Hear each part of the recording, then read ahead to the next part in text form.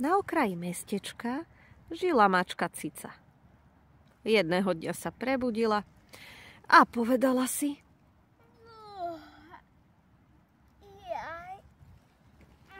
Dnes je ale pekný deň, pôjdem sa prejsť. Najradšej sa prechádzala na lúčke za mestečkom. Dobre mi tu je, aj slniečko mi pekne svieti.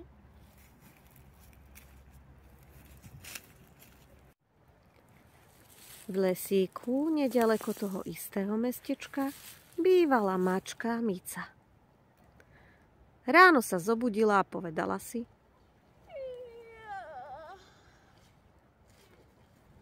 Dnes je ale krásny deň, idem sa prejsť. A išla sa poprechádzať na svoju obľúbenú lúčku za mestečkom. Kto to je a čo robí na mojej lúčke? Kto si a čo robíš na mojej lúčke? Na tvojej lúčke? Táto lúčka patrí všetkým, čiže aj mne.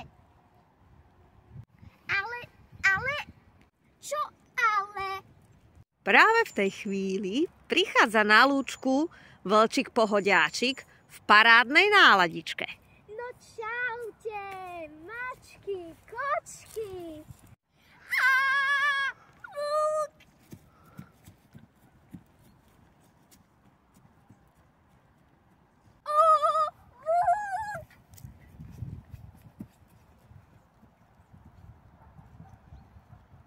Mačičky, kočičky, čo sa stalo?